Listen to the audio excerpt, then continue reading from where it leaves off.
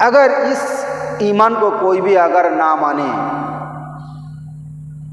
तो दुनिया वो बर्बाद हो जाएगा। जिंदगी में जितने भी काम करेगा सब कुछ विफल हो जाएगा। कल क़यामत की हशर की मैदान में जो लोग बर्बाद की हो गया उसी की लाइन में वो खड़ा रहेगा। ये कहना, ये 5 नंबर की जो आयत जो बता रहा है, पहले बताया जितना कुछ पाक जिनिस पाक सामान है खाने का वो सब कुछ तुम्हारे लिए हलाल बना दिया, तुम लोग खाओ। इंसान के लिए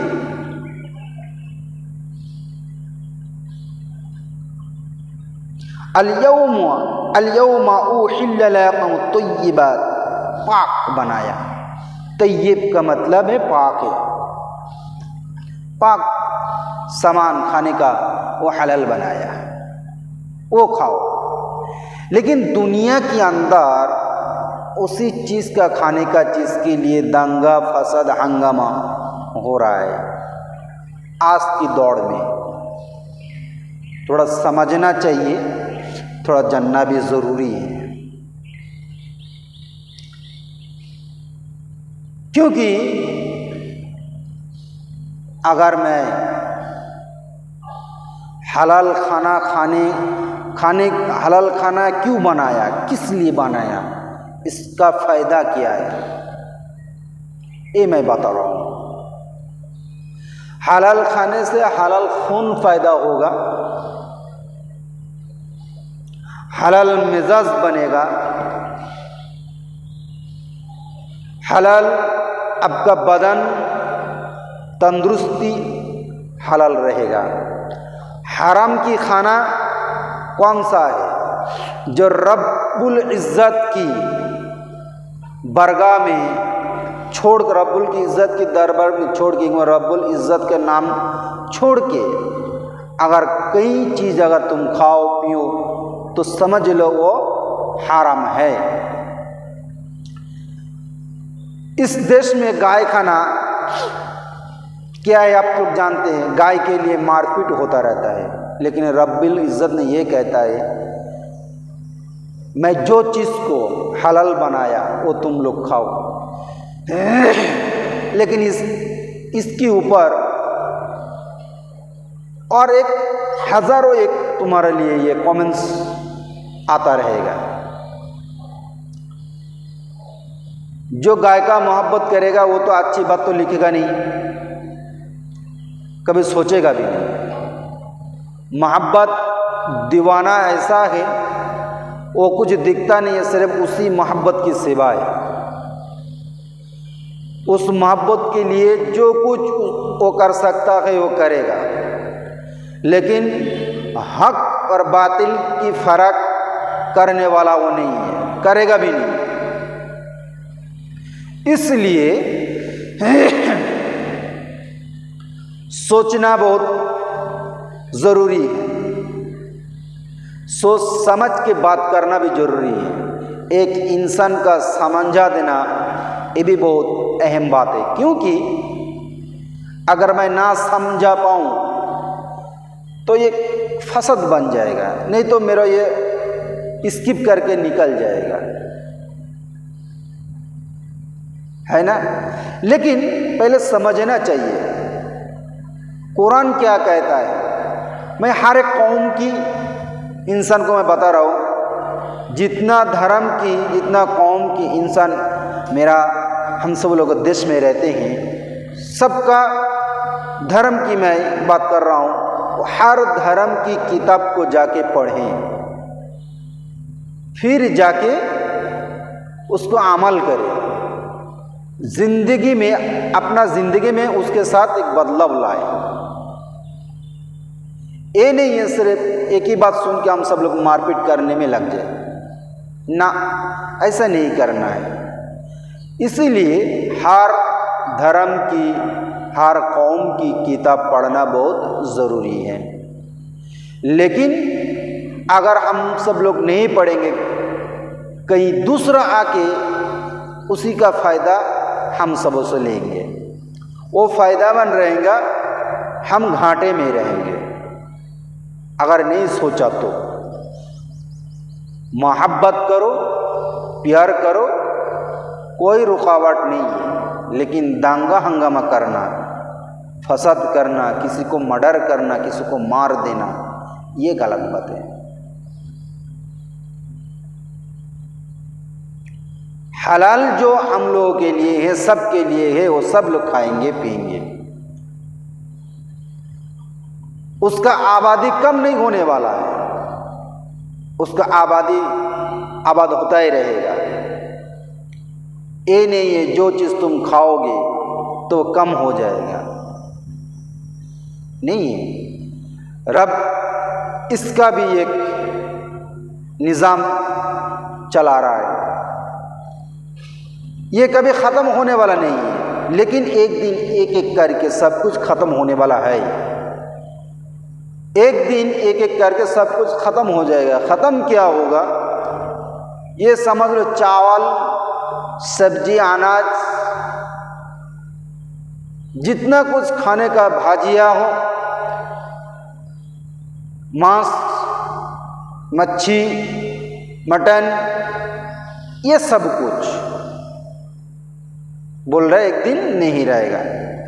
लेकिन क्या नहीं रहेगा, ये सब कुछ रहेगा, लेकिन इसका जो स्वाद है, इसका जो टेस्ट है, इसका जो जायका है, वो नहीं रहेगा। एक एक करे सब कुछ वो निकलते जाएगा। जब ये सब कुछ रहेगा, अब देखो, सोचो इस दुनिया में ऐसा बहुत कुछ है। पहले ज़माना में जो टेस्ट मिलता था, अब तुम कैसा भी, कितना भी मसाला डाल के मज़ा करके अगर बनाओ, टेस्ट नहीं, ये कहते ये अच्छा नहीं लगा है। लेकिन एक ज़माना था, पुराना ज़माना, आज से 20 साल पहले, चाहिए 30 साल पहले चले जाओ, उस बुज़ुर्ग आदमी से ये पूछो, कोई भी अगर खाने का चीज़ पानी डाल के, थोड़ा सा नमक डाल के उगल के दे, उसका जो सालन बनता है, वो सालन का जो टेस्ट था, आज इतना कुछ मसाला डालने के बाद भी उसका कुछ टेस्ट नहीं आता है, याद रखना। तो दिन जाता रहेगा, ये सब मिटता जाएगा, यकीन रखो। इसके बाद फिर मैं बात करूँगा इंशाल्लाह। अगर इसके ऊपर अगर ईमान ना रखें तो हम मुसलमान कहलाने का लायक नहीं रहेंगे, ठीक है। ये बात एकदम दिल में गाड़ लो। कोई अगर गैर मुस्लिम सनातनी अगर ये सुने, ये कहते सोशल मीडिया में मैं ये देखता हूँ, ये सुनता हूँ, क्या तो हम सब लोग ने मिलकर उसका कि भाईचारा सिर्फ करे, वो हम भी आगे पूजा करे, वो भी आगे टीका लगाए, वो भी आगे प्रसाद ले, प्रसाद भी खाए।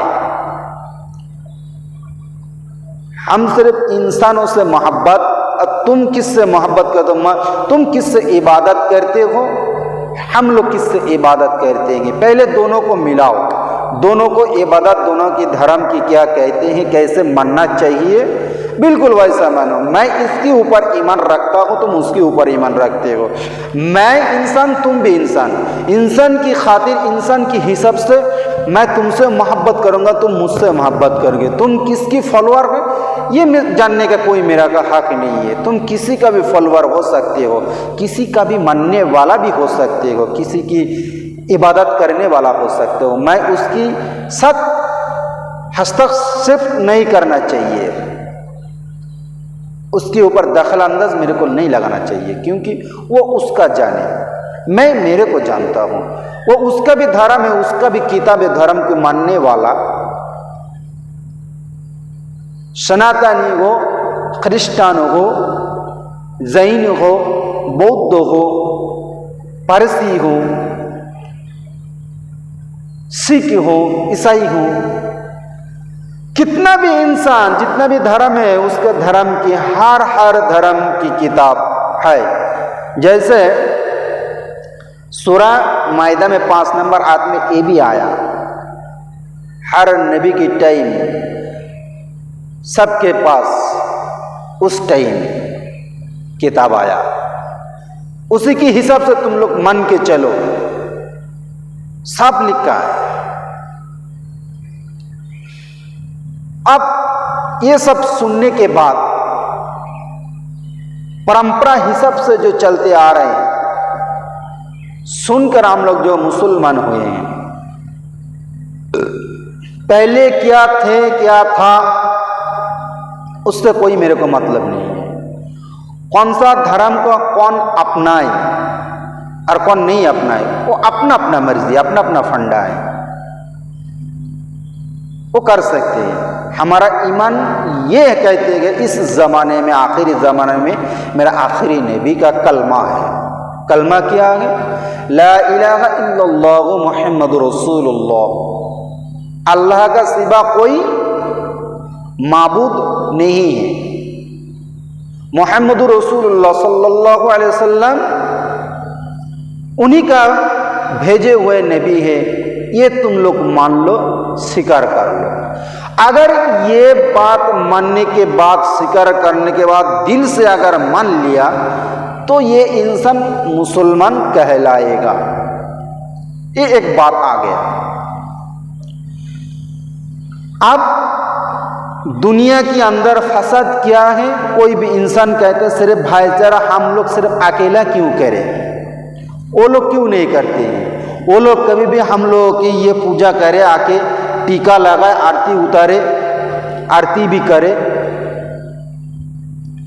तब जाके ना समझू जो ये लोग भाईचारा करना चाहते हैं। एक भाई मेरे को याद, सोचो जरा, तुम्हारा धर्म की किताब तुम जाके पढ़ो, उसमें ऐसा है क्या जी अगर कोई धर्म के आगे, जो धर्म के लोग आगे तुम्हारे ऊपर आके भाई ये तिलक लगाएगा,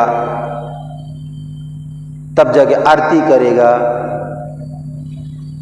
प्रसाद चढ़ाएगा, तब जाके तुम भाईचारा बनाओगे। अगर जो लोग नहीं करेंगे उसके ऊपर तुम अत्याचार करोगे। ऐसा है तुम्हारा धर्म की किताब। तुम्हारा धर्म गुरु जितने भी हैं वो सब की मुंह से ये बात कभी निकलता है?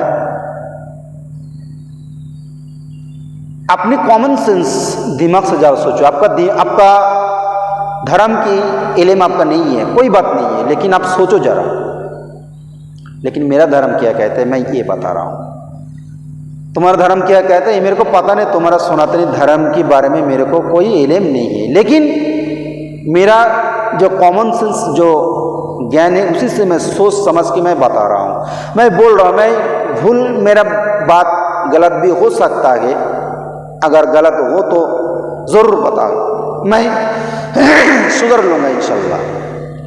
मुसलमान ये कहते हैं ला इलाहा इल्लल्लाहु मुहम्मदुर रसूलुल्लाह, अगर इसी के ऊपर अगर तुम ईमान लाओगे, अल्लाह एक मान के, रसूल को, नबी को, अल्लाह की भेजे हुए जो नबी है उसी को अगर एक बोल के मान लोगे तो तुम मुसलमान हो। लेकिन अगर तुम ये ना मानो तो तुम मुसलमान नहीं हो। लेकिन रब ने कभी ये नहीं कहा इस दुनिया में तुम्हारे ऊपर मैं अत्याचार, अगर तुम मेरा जो भेजा हुआ जो किताब है, बल हुआ कुरान मजीद फी लौह महफूज, जो मैंने कुरान भेजा, ज़ालिकल किताब ला रैब फी, एकदम कोई शक की गुंजाइश भी नहीं रखता इस किताब के ऊपर, ये किताब तुम लोग के ऊपर मैंने भेजा है।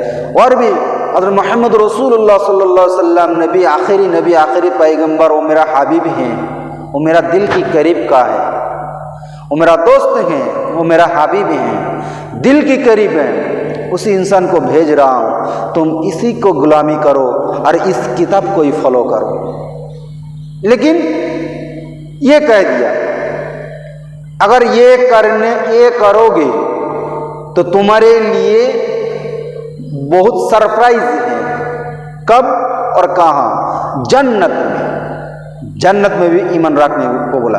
आमन्तु बिल्लाहि व मलाइकतिहि व कुतुबिहि व रसूलिहि वल यौमिल आखिरि वल क़द्रि खैरि व शर्रिहि मिनल्लाहि तआला वल बासी बअदल मौत। ये कलेमा जो मैंने पढ़ा इसी के अंदर भी है ये एक लफ्ज़ आता है, जन्नत और जहन्नम को भी मानो। गैर कौम क्या कहते हैं,